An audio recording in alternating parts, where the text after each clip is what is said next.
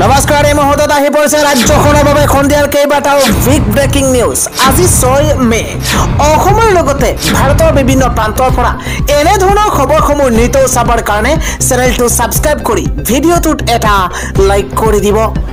এই মুহূৰ্তত জনাই আছো এটা ব্ৰেকিং নিউজ। 7 দিন ধৰি চলি থাকিব যুদ্ধৰ মকডিল। 7 মেৰ 4 বজাৰ পৰা কাইলৈ 4 বজাৰ পৰা কাজু হক দেশ পাখি কিয়নো বুকু কপিছে এবাৰ পাকিস্তানত আৰম্ভ হৈ পৰিব মকডিল। 7 দিনৰ ধৰি চলি থাকিব যুদ্ধৰ মকডিল। আহি গৈছে ডাঙৰ খবৰ, যুদ্ধৰ মকডিল আৰম্ভ হৈছে কাইলৈৰ পৰা।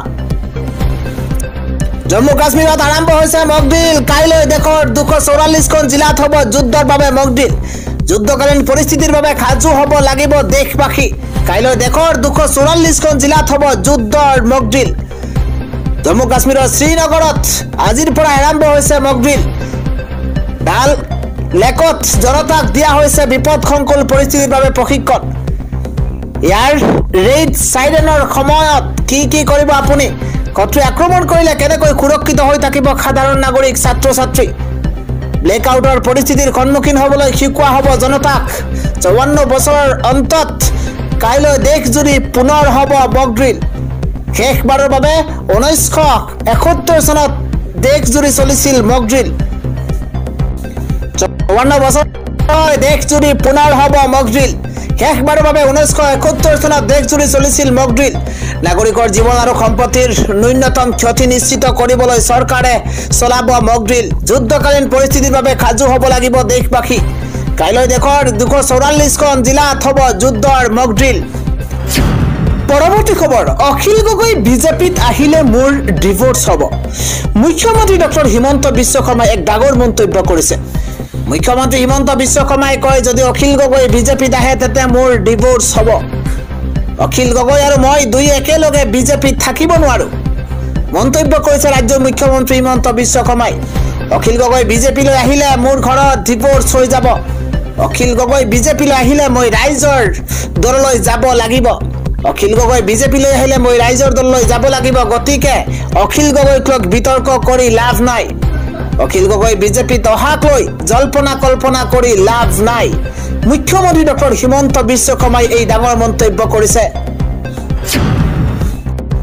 আজিৰ সন্ধিয়াৰ পৰৱৰ্তী ডাঙৰ খবৰ হৈছে ভাৰতত প্ৰৱেশৰ চেষ্টা চলাইছিল জম্মু কাশ্মীৰত পাকিস্তানী নাগৰিকক ইতিমধ্যে গ্ৰেপ্তাৰ কৰা হৈছে। এগৰাকী জম্মু কাশ্মীৰত পাকিস্তানী নাগৰিকক গ্ৰেপ্তাৰ কৰা হৈছে। এই মুহূৰ্তত জনাই আছো ডাঙৰ খবৰ, জম্মু কাশ্মীৰত পাকিস্তানী নাগৰিকক গ্ৰেপ্তাৰ। ভাৰতত প্ৰৱেশৰ চেষ্টা চলাইছিল পাকিস্তানীটোৱে আৰু তাৰ পাছতে গ্ৰেপ্তাৰ কৰা হৈছে। 5 ছেক্টৰৰ সীমাৰ পৰা গ্ৰেপ্তাৰ কৰা হৈছে এটা পাকিস্তানীক। এই পৰ্যন্ত সীমাৰ পৰা গ্ৰেপ্তাৰ কৰা হৈছে দ্বিতীয়টো পাকিস্তানীটোৰ বিৰুদ্ধে আৰক্ষীয়ে অব্যাহত ৰাখিছে তদন্ত। সীমান্তত কটকটীয়া কৰি তোলা হৈছে নিৰাপত্তা ব্যৱস্থা। এই মুহূৰ্তত বিগ ব্ৰেকিং, এগৰাকী পাকিস্তানীক ইতিমধ্যে গ্ৰেপ্তাৰ কৰা হৈছে। সীমান্তত কটকটীয়া কৰি তোলা হৈছে ইতিমধ্যে নিৰাপত্তা ব্যৱস্থা। আন এটা ডাঙৰ খবৰ হৈছে ভাৰতীয় বেগী বলাৰ মহম্মদ শামীক এবাৰ হত্যাৰ ভাবুকি দিয়া হৈছে। এটা মেইল যোগে ভাৰতীয় বেগী বলাৰ মহম্মদ শামীক হত্যাৰ ভাবুকি দিয়া হৈছে। দুৰ্বৃত্তৰ তৰফৰ পৰা 1 কোটি টকাৰ দাবী কৰা হৈছে। 1 কোটি টকা নিদিলেই হত্যা কৰা হ'ব বেগী বলাৰ মহম্মদ শামীক। লৈ আহিছো সবিশেষ খবৰ। ভাৰতৰ বেগী বলাৰ মহম্মদ শামীক হত্যাৰ ভাবুকি। মেইল যোগে মহম্মদ শামীক প্ৰাণে মৰাৰ ভাবুকি দিয়া হৈছে দুৰ্বৃত্তই। এই মুহূৰ্তত বিগ নিউজ, জীয়াই থাকিবলৈ হলে মহম্মদ শামীয়ে দিব লাগিব 1 কোটি টকা। জীয়াই থাকিবলৈ হলে মহম্মদ শামীয়ে দিব লাগিব 1 কোটি টকা। 1 কোটি টকা বিচাৰি দুৰ্বৃত্তৰ ভাবুকি ভৰা মেইল দিয়া দুৰ্বৃত্তটো ৰাজপুত সিন্দৰ বুলি চিনাক্তকৰণ কৰা হৈছে। মেইল পোৱাৰ লগে লগেই উত্তৰ প্ৰদেশত এফআইআৰ দাখিল কৰা হৈছে। আৰু বৰ্তমান ছানৰাইজাৰ্ছ হায়দৰাবাদৰ হৈ IPLত খেলি আছে মহম্মদ শামীয়ে। আৰু দুৰ্বৃত্তৰ বিৰুদ্ধে কেইবাটাও ধাৰাত গোচৰ ৰুজু কৰা হৈছে। কিছুদিন পূৰ্বে ভাৰতীয় ক্ৰিকেট দলৰ প্ৰশিক্ষক গৌতম গম্ভীৰক দিয়া হৈছিল এইদৰে ভাবুকি। আৰু তাৰ পিছত আজিৰ দিনটোত ভাৰতীয় বেগী বলাক মহম্মদ শামীক 1 কোটি টকাৰ দাবী কৰি ভাবুকি ভৰা মেইল দিয়া হৈছে। আজিৰ পৰৱৰ্তী ব্ৰেকিং নিউজ হৈছে ৰাজ্যৰ 72 লাখ পৰিয়ালৰ বাবে এটা ভাল খবৰ। কিন্তু সুলভ মূল্যত পাব এতিয়া 72 লাখ পৰিয়ালে দাইল, নিমখ, চেনি। আমি জনাই আছো বিশেষ খবৰ, ৰাজ্যৰ 72 লাখ পৰিয়ালে সুলভ মূল্যত পাব দাইল, নিমখ, চেনি। দোকানতকৈ 30 টকা কম দামত লাভ কৰিব দাইল। এই মুহূৰ্তত বিগ নিউজ জনোৱাৰ চেষ্টা কৰিছো। অক্টোবৰৰ পৰা লাখ লাখ পৰিয়ালে লাভ কৰিব সুলভ মূল্যত দাইল, নিমখ, চেনি। সুলভ মূল্যত দাইল, চেনি, নিমখ প্ৰদানৰ নামত চৰকাৰে ব্যয় কৰিব 50 কোটি টকা। অসমত কেবিনেটত লোৱা হৈছে এই বৃহৎ সিদ্ধান্ত। হিমন্ত বিশ্ব শৰ্মাৰ কেবিনেটে এক বৃহৎ সিদ্ধান্ত গ্ৰহণ কৰিছে। আন এটা খবৰ হৈছে আগন্তুক 3 ঘণ্টাত 10খনকৈ জিলাত ধুমুহা বৰষুণে তাণ্ডৱ চলাব। বৰ্তমান পৰ্যন্ত ৰাজ্যৰ প্ৰান্তে প্ৰান্তে আৰম্ভ হৈছে বিস্তৰ ক্ষতিসাধন। বিভিন্ন প্ৰান্তত প্ৰচণ্ড ধুমুহা বৰষুণ আৰম্ভ হৈছে। আমি জনাই আছো ৱেডাৰ আপডেট, কিয়নো ৰাজ্যজুৰি আৰম্ভ হৈছে প্ৰবল বৃষ্টিপাত, ধুমুহা। ৰাজ্যজুৰি হঠাৎ ৰাজ্যজুৰি বতৰে ধাৰণ কৰিছে কাল ৰূপ। আগন্তুক 3 ঘণ্টাত ৰাজ্যৰ কেইবাখনো জিলাত ধুমুহা বৰষুণে খন্ত্ৰাক চলাব। এই মুহূৰ্তত এটা বিগ নিউজ, 10খনকৈ জিলালৈ জৰুৰী এলাৰ্ট জাৰি কৰিছে বতৰ বিজ্ঞান কেন্দ্ৰই।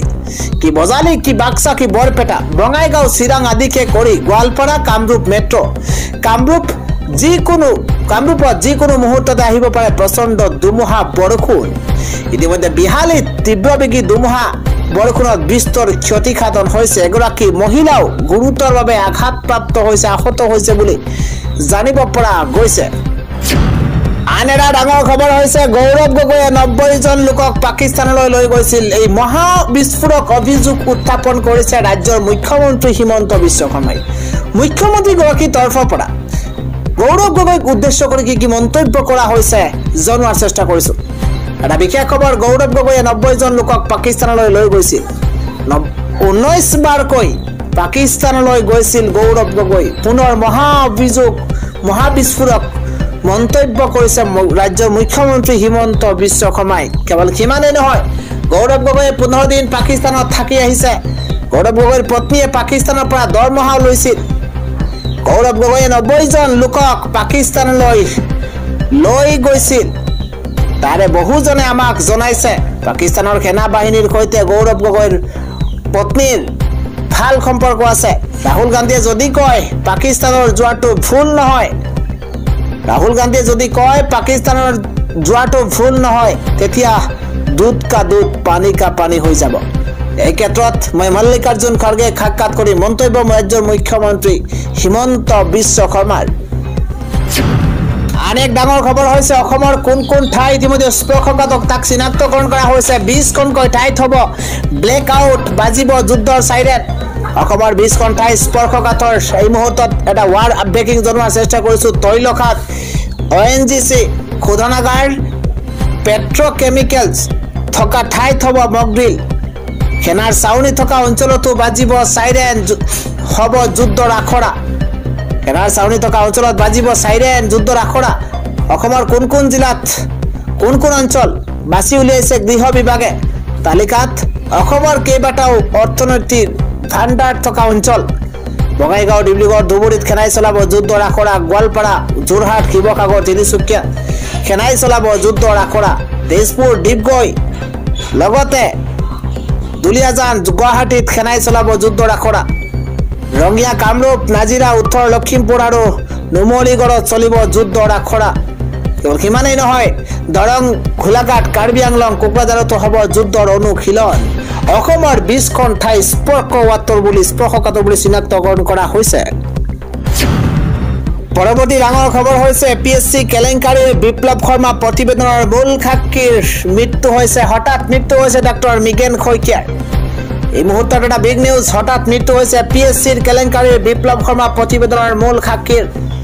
APSC কেলেংকাৰীৰ মূল অভিযুক্ত ৰাকেশ পালৰ ঘনিষ্ঠ ডাক্তৰ মৃগেন শইকীয়াৰ মৃত্যু হৈছে। মৃগেন শইকীয়াৰ সাক্ষীতেই মুখা খোল খাইছিল বহু ৰথী মহাৰথীৰ। মৃগেন শইকীয়াৰ সাক্ষীৰ ভিত্তিতে বিপ্লৱ শৰ্মা আয়োগে সাজু কৰিছিল প্ৰতিবেদন। হঠাৎ হৃদযন্ত্ৰৰ ক্ৰিয়া বন্ধ হৈ মৃত্যু হ'ল পশু চিকিৎসক ডাক্তৰ মৃগেন শইকীয়াৰ। অৰ্থাৎ হৃদযন্ত্ৰৰ ক্ৰিয়া বন্ধ হৈ মৃত্যু হৈছে পশু চিকিৎসক ডাক্তৰ মৃগেন শইকীয়াৰ। APSC কেলেংকাৰী সন্দৰ্ভত বিস্ফোৰক সাক্ষী দিছিল ডাক্তৰ মৃগেন শইকীয়াই। APSC কেলেংকাৰীৰ সন্দৰ্ভত বিস্ফোৰক সাক্ষী দিছিল ডাক্তৰ মৃগেন শইকীয়াই আৰু ৰাকেশ পালক স্থায়ী অধ্যক্ষ পাতিবলৈ তদানীন্তন মুখ্যমন্ত্ৰী তৰুণ গগৈক অনুৰোধ কৰিছিল মৃগেন শইকীয়াই। ৰাকেশ পালক স্থায়ী অধ্যক্ষ পাতিবলৈ তদানীন্তন মুখ্যমন্ত্ৰী তৰুণ গগৈক অনুৰোধ কৰিছিল। আৰু এপিএছচিত হোৱা সকলো কেলেংকাৰী ৰাকেশ পালৰ লগত থাকি নিজ চকুৰে দেখিছিল মৃগেন শইকীয়াই। হঠাৎ মৃত্যু হৈছে এপিএছচি কেলেংকাৰীৰ বিপ্লৱ শৰ্মা প্ৰতিবেদনৰ মূল সাক্ষীৰ। এপিএছচি কেলেংকাৰীৰ মূল অভিযুক্ত ৰাকেশ পালৰ ঘনিষ্ঠ ডাক্তৰ মৃগেন শইকীয়াৰ মৃত্যু হৈছে।